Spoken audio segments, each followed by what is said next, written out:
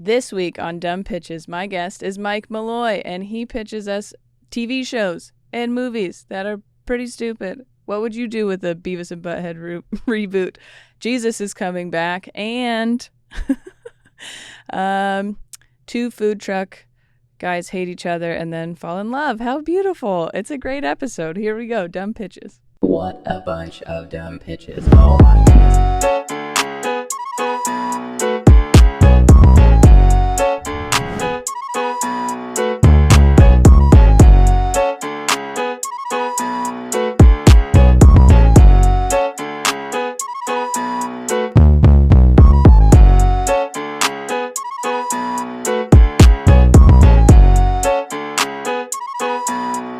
Welcome to another episode of Dumb Pitches with Monica Nevi. I'm Monica Nevi, your host. This is the show where we talk to successful people about their worst ideas.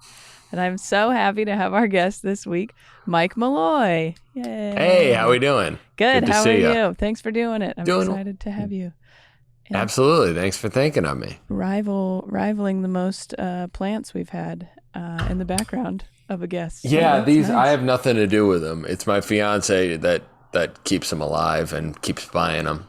Well, and obviously doing a great job. So, Well, she keeps buying them because she's not doing a good job of keeping them alive is the issue. So, well, at least you replaced them at the right time then, because they look great. oh yeah. Perfect. Well, we always like to start the show with your good ideas, so people know you haven't only had bad ideas. So, Mike Mulloy, hilarious stand-up comedian. I was very happy to be able to work with you not that long ago because we knew each when other in LA. I was in Portland. Yeah, and you happened to be in Portland, and I don't even know if I got COVID from that show. Did you? I didn't. Yeah. I did. Was it that show? It was definitely that show. the one you got COVID. And luckily you went early, and then you went to the later one. Yeah. But it was a person, like two people before me. And the guy who went right before me, Todd, he shared the microphone with her. And then we rode home together for 3 hours. And so the next morning she had messaged everybody and said, hey, I tested positive and you should go get tested. And then like three of us on the show also got it. And oh yeah, I guess I went on. You said it was Tori who tested positive. Yeah. Yeah. So I went on right before her, I think. So I guess that must be how I missed it. Yeah, and I switched microphones, not intentionally, just because it was cutting out. Because it was a shitty microphone. I remember. Hate wireless I feel like we had this conversation, God. but I hate wireless microphones. They're the worst. They never work when you need them to. But the point of that story is not to bring up me getting COVID again. It was that you had a great set and it was nice to see you again. When you are a fan of another comic, you don't get to see each other very often. It's just nice to know, oh, Mike's still funny. That's great. Yeah, it was dope. Because I think it was Shane who said that you were in town and you were doing that show. And I was just like, I'll just pop in and say what's up. I didn't know you were also doing the show over at Big Al's Den? Al's Den? Yeah. I keep calling it Big Al's. I don't know why. It's like, if you know him well enough, we call him Big Al. Yeah. Yeah. But yeah, I was just like, this is I don't think I knew it was a sex club before I got there. So when I walked in there, I was just like, what are these freaks up to? Yeah, it's definitely a Portland thing, which is funny because I had done another sex club like a month before there, obviously, as well. That was way bigger. Just working the sex club circuit? Yeah, I'm doing great. I'm just doing all the strip clubs and the sex clubs. But yeah, of all things to get at a sex club, COVID wasn't what I anticipated. But anyways, hilarious stand-up comedian. You live in LA now, from Massachusetts, and you started, and now you've kind of expanded to multiple cities. Faded Comedy, which was one of my favorite shows to do in LA. So I'm very happy that you, one, kept it going over the time when we couldn't do live shows, and added like a lot of things. Like you have like a different drink that you guys do, and you did like a little bartenders thing on the day before the live stream shows and stuff, which I just thought was very fun. Yeah, we do.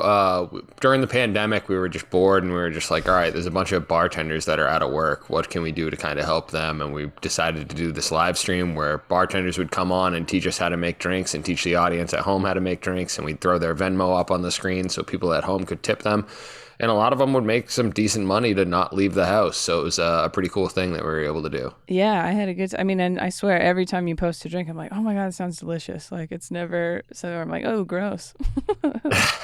Yeah, I used to not know how to do shit as far as making cocktails go. Like I always tell people, like, if I had a bottle, it was my bottle until it was gone. And now I'm looking over at my shelf and there's probably like 50, 60 bottles of shit that I'm just like, I know how to use this now. That's amazing. I have maybe since I turned 30, which was, almost 2 years ago, but I have, it's like if we bought a bottle, then it was, you drank it that night. And then that was, you don't have a shelf, you had a shelf, but there was never anything on it. And now we have, different bottles. And you're like, oh, I'm not done with that. I'm saving that. And it just feels very adult. Yeah, look at us being responsible with our binge drinking. And having just too many. Now we have, it's like you couldn't possibly drink all of this in a night. That's why it's still on the shelf. Yeah. Yeah, I think that's sort of the thing is now I get a little bit of choice paralysis, which I think helps in slowing me down. Oh, yeah, that'll do where it. I'm just like, I don't want to go through the trouble of making another one of these fancy drinks. Where before it was just like, I'll just crack open this drink and it's a drink now. It's a drink until I'm done. That's funny. All right, so plenty of good ideas and, great comedian. Yeah, check him out and go and see him live. But that's not what we're here to talk about, okay? We like to make you feel real good before. So what did you think of when I gave you kind of the criteria for the bad ideas? So I definitely knew the one that I was going to go with because it was a movie that I probably pitched to anybody that would listen to me. And they were like, absolutely not. We will not let you make that under any circumstances. And it was a movie about basically Jesus comes back in like 2022 and has not been updated about what's been going on down here. The parental controls were on the TV and he gets down here and he's just like really bummed out. And it's basically just an hour and a half of Jesus just like finding shit out and just being like, wow, this is, and like completely collapsing into himself. And kind of like an Encino Man, like buddy film where there's like the guy who is there and like tries to walk Jesus through it all. And he's just like really not having a good time. No, he's like, oh, this too. That would be okay. I mean, I like that. I like the idea. So in this scenario, because I think a lot of us, or at least I don't know, I didn't grow up religious, so I don't know all the specifics. But you imagine Jesus as seeing everything, like knowing what was going on, right? Or some people would say kind of controlling what's going on. So the fact that he comes back and just didn't see everything, didn't know what was going on. Yeah, so essentially there's like God has like a control room where he can see everything and he like doesn't let Jesus in there because he doesn't want him to know like what's good. Because he's like, you had a bad time down at Earth last time. You don't want to see what's up since then. And it's just like, he kind of just sends him in there without informing him, without updating him, without like just being like, no, it's Earth. You've been there. You remember it. You'll be fine. And then it just all goes fucking horrible until he saves the day at the end. Okay. Are we allowed to know how he saves it? I don't know why I'm like, oh. No, I never really got that far because it was just like a one sheet that I'd just be like, hey, let me make this movie. And they're like, no.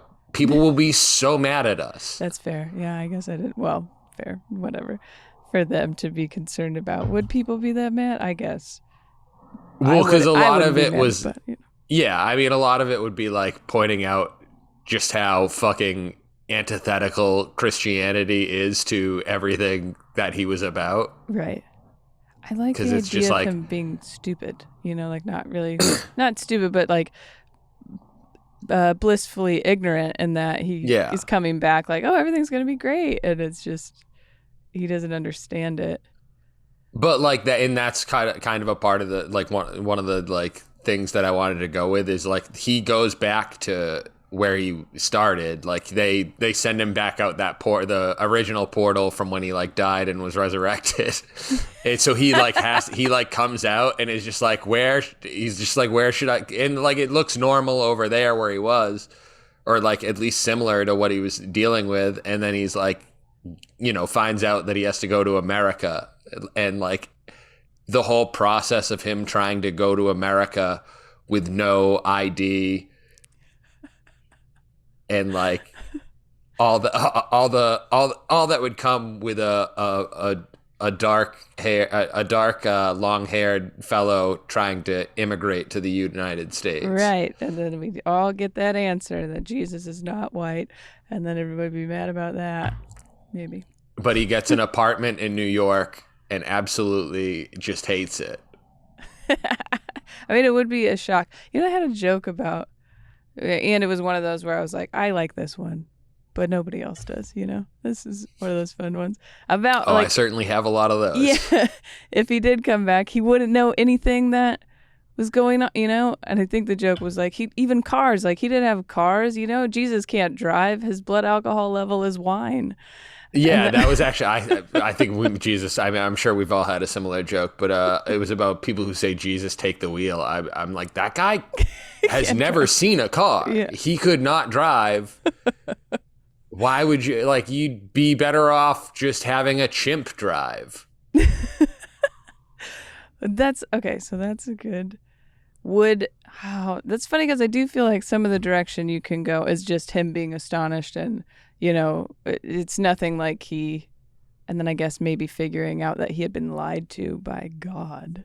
Yeah.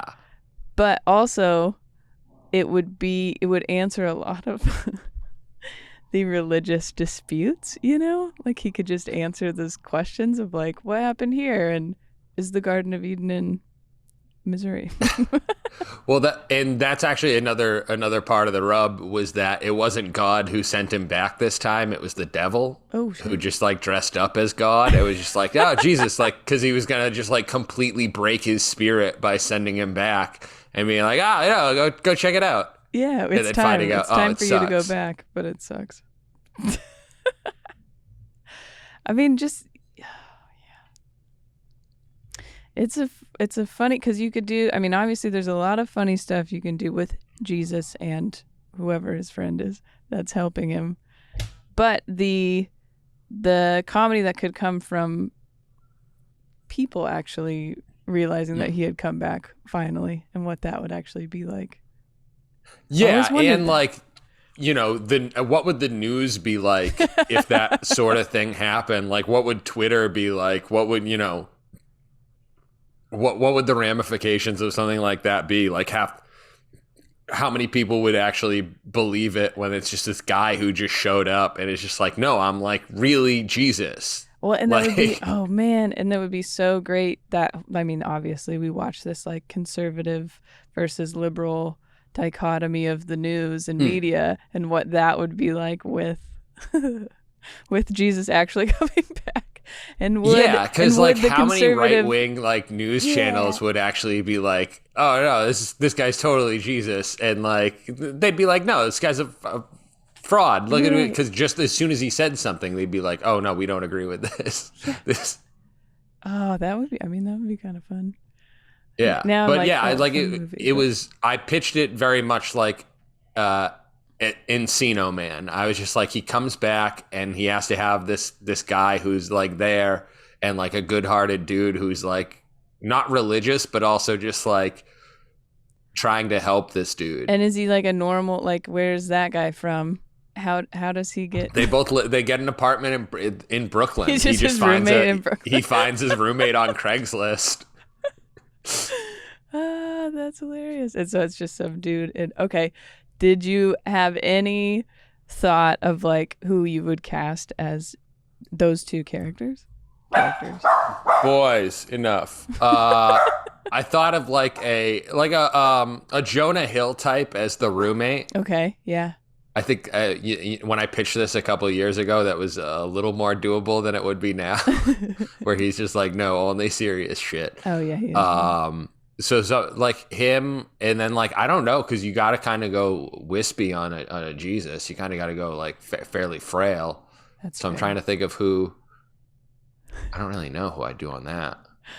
Well, we're open to suggestions if anybody wants to comment who should absolutely. be cast as Jesus in this, or what about a title? Do you have a title for it?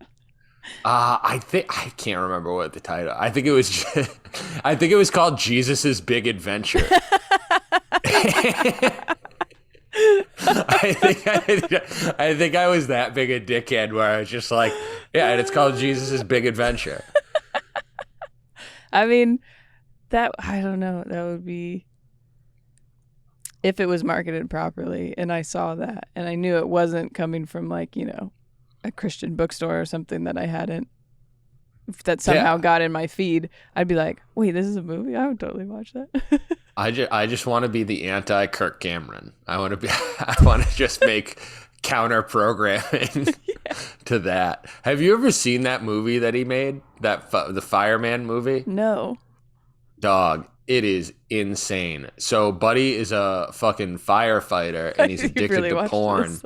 He's addicted to computer porn, and his like wife is like, if you don't stop, I'm leaving. And he like sets the computer on fire and like devotes his life to God. It's the fucking dumbest shit just because of I've ever seen. Wow. It's so funny though. Maybe. Actually, I think he beats the shit out of the computer like Office Space. Maybe it's autobiographical a little bit. Maybe that's something that Kirk Cameron. That guy loves him some Jesus. I'll tell you what. He does. I was a fan of Growing Pains, and with or without Leo. So that wasn't like the reason. So I actually did like him, and then I feel like right after that was just like everyone else is doing other stuff and I'm gonna be all Jesus-y, and I was like, well, fuck, no, I don't like that guy. Yeah, and I don't know if he must have always been like that because his sister's a fucking religious kook now too. Just came up that way. That's funny. Well, because it's kind of your premise doesn't remind me exactly of this, but have you watched Don't Look Up? I haven't yet. Okay, so it plays. I mean, the whole point of it is playing really well on that. This is what conservative people see and what liberal people see from the same thing, So I like that idea. And it's funny because Leonardo DiCaprio's in that one. But which is Jonah Hill, right? Yeah, and Jonah Hill, yeah. Meryl Streep is the president.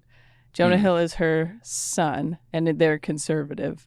And then Leo DiCaprio and Jennifer Lawrence are two, like she's a doctorate or whatever. Yeah, a doctorate student, and he's the professor, and they're like the ones that find the comet or whatever. But it was great cast. Really, really, I enjoyed the movie. But you have to be able to approach it with a sense of humor, obviously, because it really kind of pokes fun at both sides for, going extreme on everything. So. Yeah, and I think you kind of, with a topic that serious, you kind of have to go a little zany, a little silly, just because otherwise it's just like, all right, well, especially for, that liberal versus conservative shit is just like, who is that movie convincing? Right.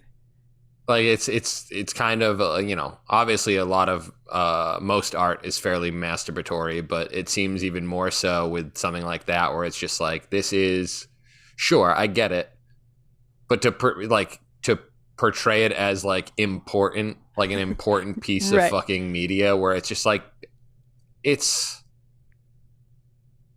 basically the same as like a YouTube video. Oh, yeah. You could have got that done in fucking... It could have been an 8-minute YouTube video, and it would have got the same point across. It's very silly, which I appreciate, but I think if you weren't approaching it from that, if you were like, okay, well, let's see what these guys have to say about climate change, then you're just not... You're going to miss it, It was good. But I think that you could have a similar trajectory with...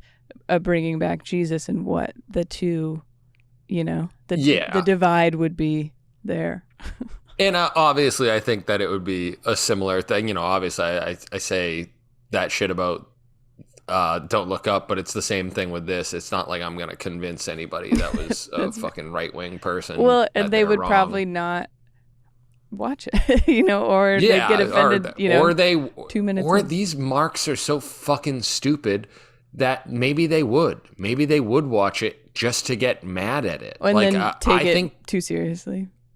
But like, look at conservative people with like Little Nas X, where I'm just like, you realize how much fucking attention you're giving that That is dude? true. And they sued him because he dressed up as the devil or something. I don't know. It's very confusing. So Nike tried to sue him because he was selling sneakers that had like custom sneakers that had his blood in it, like a vial of his blood in it, which like, I'm sure Nike has nothing better to do than sue somebody over something like that. Yeah. That's a weird, I don't know. I think people pay too much attention to other people, if that makes sense. You're worrying about things that don't really have anything to do with you. But that's most of conservatism. I enjoy watching a good fight, though. A lot of people that got a lot to say about what gay people can or can't do. It's just like fucking stay out of it. It's none of your business. Yeah, it's my cake. Don't worry about it. I like it. Okay, I like the Jesus coming back, and I think there's a lot you can do with it. But I'd love to hear. Well, hopefully you get a job in a studio sometime soon, because they fucking did not. That's hilarious, They did and I not appreciate like any of it. Being like, I got this idea, and casting ideas or titles always welcome in the comments. Okay, what do you got next? What other bad ideas do you have? What other bad ideas have I had? All of my other ideas have been perfect and worked out really well. I'm trying to think of what other give me one sec. I did have some notes here. Perfect. That's always helpful. How long ago did you think of this movie idea? This was like 3 years ago or 4 years ago that I was trying to pitch this. Or it was just like whenever I would get called into generals, they'd be like, "All right, what's your ideas?" And I'm just like, "Here's this," and they're just like, "We hate it." we hate it, and now we hate you. And then now you're not welcome back. Yeah, I mean, it's amazing that I haven't had as many of those type of meetings since then. But we thought it was a great idea, and they fucking did not agree. There was actually 2 years ago, me and my writing partner had like written a pilot. We were really fucking hyped about it, about like a women's high school football coach. And as soon as it got to like people that were like, "Oh, well, yeah, let's take a look," people take a look at it, they were like, "Oh, Amy Poehler and I forget some other soccer player. They already shopped this similar thing around, and so no, we don't want it." It's just like, all right, well, ours is maybe funnier or better. Do you want to at least open it and take a look? And they were just like, not even no. gonna open it now. Like, every single one was just like, no, we're not even going to take a look at it because it sounds similar to something nobody wanted 2 years ago. That's funny, and I do feel like they're a little bit behind, because somebody makes it as a web series, and then it's like super popular, and you're like, well, you said no to it, and they made it anyways. Yeah. Shit like that happens all the time. And you're like, wait, maybe ours is funnier, and you can put Amy Poehler in it. I don't care, I was just like, do you want to have them read this pilot? Because it's probably better than the pilot they wrote. And maybe they'll have some fresh ideas, or like they can pick some stuff apart from it, and now we can attach them to it. What do you want for like at least crack it open? Right. And no, they're like, no, we won't open it. Well, but that's even better to be like, fine, here's a stupid idea. Jesus comes back and yeah, that was my ace in the hole, where I'm just like, oh, you don't like that one? You're gonna fucking hate this one. Did you find your notes? Honestly, I just have so many good ideas. All the notes that I'm going through all look like great ideas, where I can't find great. I can't find much in the way of good ideas or bad ideas. Hold on one sec. Movie idea. Jesus. Yeah, Jesus comes back and is very depressed. It was the just didn't know that was in there. Oh, and also another one that I pitched was it could have been a movie or a TV show, but it was about two guys both from Massachusetts, different parts of Massachusetts, that own competing food carts. And then they hate each other so much because they're from different. One sells South Shore bar style pizzas, which is like a New England staple, and then one sells North Shore roast beef sandwiches, and they hate each other. Like they just fucking hate each other's guts, and then they fall in love. But they're both like Massachusetts tough guys, where they're just like so fucking furious at each other. And there's just one, like there was just one episode, or no, there was because I wrote it as a movie, and they were just like, you can't. Why are these guys gay now? I was just like, they're such tough guys that they love it and they want to kiss. I don't know what to tell you. That's awesome. You don't have to explain it.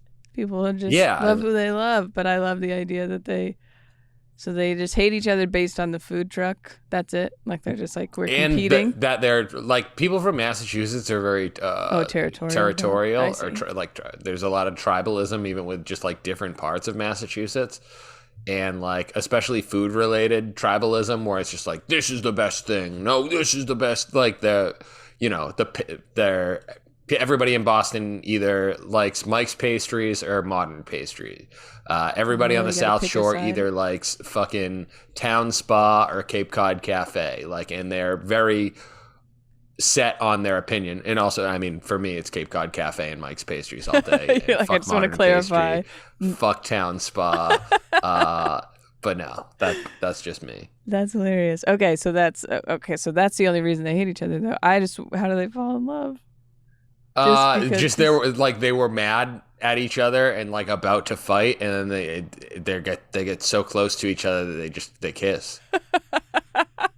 I didn't really think too far into it, but I just and also these are ideas that I like never wrote down and just like was making up as I went along.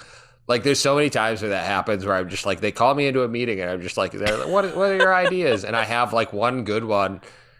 And they're like, what else? And then like, there's so many times where I'm just like, I'm just going to start making shit up. Yeah. And if I remember the idea later, I'll pitch it to somebody else. But I have this idea, and you're like, I don't know what it is, but I have it. That's amazing. I like the funniest part about how they would fall in love, because they are such tough guys and stuff, is that I do feel like very homophobic, like tough guys genuinely fear that that's how you would fall in love with another man. It's like we just got too like close and I looked at his eyes and fuck. Yeah, it was do you watch Bob's Burgers at all? Yeah, a little bit. It was very like a Bob and Jimmy Pesto type. Yeah, that's actually situation. What I thought of just the food truck part. But I mean, they're across the street, but actually, you know what? Another one just popped into my head because everybody's asking for animation because it's cheaper to do and they don't have to fucking pay union wages. But another idea that I pitched was essentially these kids that were like prospectors, like, you know, like gold prospectors, but for porno in the woods. So they just go on adventures each week trying to find porn in the woods, because I grew up in the suburbs, and like that was like if you wanted to find porno, you just like went into the woods and like there'd be a box of porno somewhere, because like adults wouldn't like leave their porno in the trash, because like the trash person's a person who lives in the town and they'll fucking talk about it, and they wouldn't bring it to the dump because there's a guy there who fucking looks at the shit you're bringing to the dump. So they just like leave it in the woods and hope that it finds a new home. But it's just like these kids that would go on adventures to try to find porno in the woods, and they'd never find any porno, but they just like get on side adventures every time.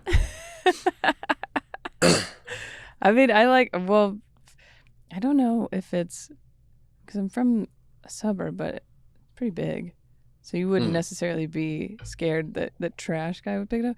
But all my guy friends that had come across some sort of magazine or something, because we were like right before internet porn.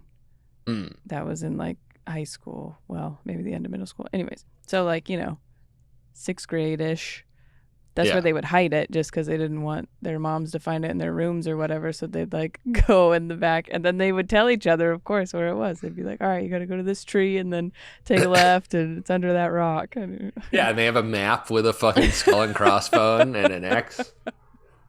Exactly. So, I mean, they're not wrong about to look in the woods. At least that's hilarious. I like that one. That's funny. I did find my my pitch notes from when I pitched Mike Judge's studio about the Beavis and Butthead reboot. Because I thought when I met with them, I thought it was going to be like a TV show, but apparently it's a movie that they're doing. But whoever it was that I met with, this woman hated every single one of my ideas, and I thought they were pretty good. And one of them was Beavis gets addicted to CBD. One of them was Butthead finds Ted Cruz's phone and starts liking porno tweets on 9/11's birthday.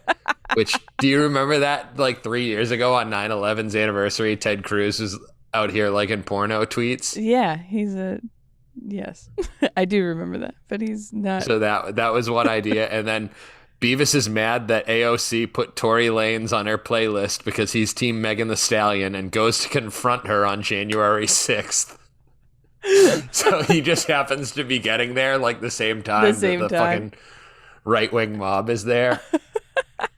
And this woman looked at me stone-faced like I had just farted on the fucking Zoom call. And when it wasn't even like, oh, okay, well, no. Just no. not even like no reaction. I mean, I think those are funny and very Beavis and Butthead. They're dummies, you know? They would accidentally do something like that just because they're stupid. I thought it was great. I think it's great. All right. Well, I thought those were awesome. If people want to come and find you, come see you live or check out Faded or whatever, where should they go? MikeMulloy.com. I usually keep my I'm trying to be better about keeping shit up to date. I got some stuff coming up that I cannot yet announce, but do tune in, do follow on the social medias. I'm fake Mike Mulloy on Instagram and handsome adult on the Twitter now. Nice. I switched it up, but yeah, I'm out here. Awesome. Yeah, check it out. Follow Mike. I'm excited to know what you're announcing. It's probably fun stuff. I'll tell you off air. And if you're watching on YouTube right now, you can subscribe, join our memberships. There's behind the scenes stuff on there as well as full stand-up sets from me. I am recording. No, I think when this comes out, it might be out. I just filmed a special. It'll be great. Follow me and stuff if you don't already follow me, and give us a rating and you know all the shit. You know all the stuff. Do all the stuff. But right now, you can just keep watching dumb pitches.